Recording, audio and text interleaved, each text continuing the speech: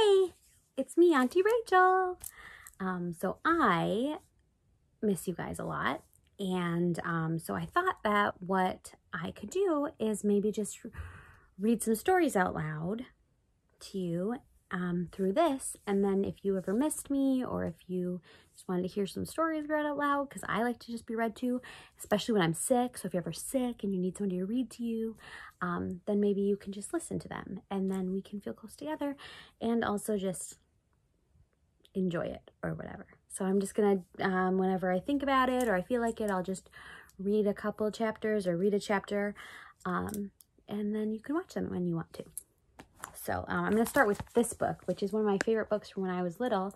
It's called Sideways Stories from Wayside School. So here we go. Sideways Stories from Wayside School. Introduction. This book contains 30 stories about the children and teachers at Wayside School. But before we get to them, there's something you ought to know so that you don't get confused. Wayside School was accidentally built sideways. It was supposed to be only 1 story high with 30 classrooms all in a row. Instead, it is 30 stories high with 1 classroom on each story. The builder said he was very sorry. The children at Wayside School liked having a sideways school. They have an extra large playground. The children and teachers described in this book all go to class on the top floor.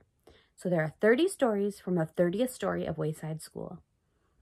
It has been said that these stories are strange and silly, and that is probably true.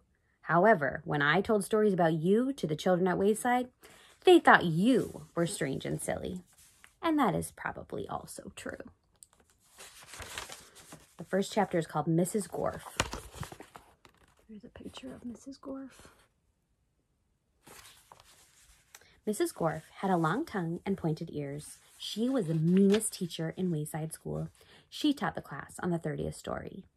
"If you children are bad," she warned, "or if you get an answer wrong, I'll wiggle my ears and stick out my tongue and turn you into apples." Mrs. Gorf did not like children, but she loved apples. Joe couldn't add. He couldn't even count, but he knew that if he answered a problem wrong, he would be turned into an apple. So he copied from John. He didn't like to cheat, but Mrs. Gorf had never taught him how to add. One day, Mrs. Gorf caught Joe copying off John's paper. She wiggled her ears, first her right one and then her left, and stuck out her tongue and turned Joe into an apple. Then she turned John into an apple for letting Joe cheat. "Hey, that isn't fair," said Todd. "John was only trying to help a friend." Mrs. Gorf wiggled her ears, first her right one and then her left, and stuck out her tongue and turned Todd into an apple.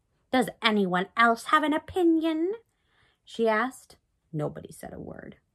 Mrs. Gorf laughed and placed 3 apples on her desk. Stephen started to cry. He couldn't help it. He was scared. "I don't allow crying in my classroom," said Mrs. Gorf, and she wiggled her ears, first her right one and then her left, and stuck out her tongue and turned Stephen into an apple.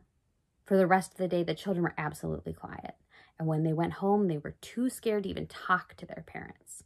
But Joe and John and Todd and Stephen couldn't go home. Mrs. Gorf just left them on her desk. They were able to talk to each other, but they didn't have much to say. Their parents were very worried. They didn't know where their children were. Nobody seemed to know. The next day, Kathy was late for school. As soon as she walked in, Mrs. Gorf turned her into an apple.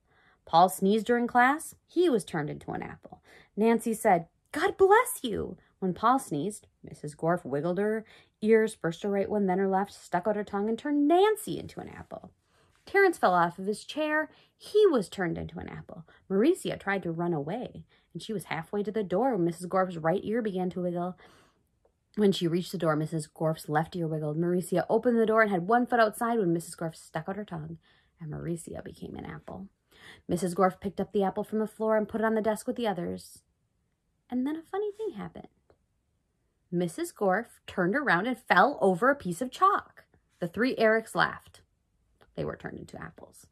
Mrs. Gorf had 12 apples on her desk. Joe, John, Todd, Stephen, Kathy, Paul, Nancy, Terrence, Mauricia, and the 3 Erics, Eric Fry, Eric Bacon, and Eric Ovens.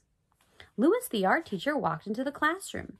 He had missed the children at recess. He had heard that Mrs. Gorf was a mean teacher, so he came up to investigate. He saw 12 apples on Mrs. Gorf's desk. I must be wrong, he thought. She must be a good teacher if so many children bring her apples. Then he walked back down to the playground. The next day, a dozen more children returned into apples. Louis, the yard teacher, came back into the room and he saw 24 apples on Mrs. Gorf's desk. There were only 3 children left in the class. She must be the best teacher in the world, he thought. By the end of the week, all of the children were apples. Mrs. Gorf was very happy. I can go home now, she said. I don't have to teach anymore. I won't have to walk up these 30 flights of stairs ever again. You're not going anywhere, shouted Todd. He jumped off the desk and bopped Mrs. Gorf on the nose. And the rest of the apples followed. Mrs. Gorf fell on the floor and the apples jumped all over her. Stop, she shouted, or I'll turn you into applesauce. But the apples didn't stop, and Mrs. Gorf could do nothing about it. Turn us back into children, Todd demanded. Mrs. Gorf had no choice. She stuck out her tongue and she wriggled her ears, this time the left one first and then her right, and she turned the apples back into children. All right, said Maricia. Let's go get Louis. He'll know what to do. No, screamed Mrs. Gorf. I'll turn you back into apples. And she wiggled her ears, first her right one and then her left, and she stuck out her tongue. But Jenny held up a mirror and Mrs. Gorf turned herself into an apple. The children didn't know what to do. They didn't have a teacher. Even though Mrs. Gorf was mean, they didn't think it was right to leave her as an apple, but none of them knew how to wiggle their ears. Louis, the yard teacher, walked in. Where's Mrs. Gorf? He asked. Nobody said a word. Boy, am I hungry, said Louis. I don't think Mrs. Gorf would mind if I ate this apple. After all, she always has so many. And he picked up the apple, which was really Mrs. Gorf, and he shined it up on his shirt and ate it. So that's the first chapter. I love you very much.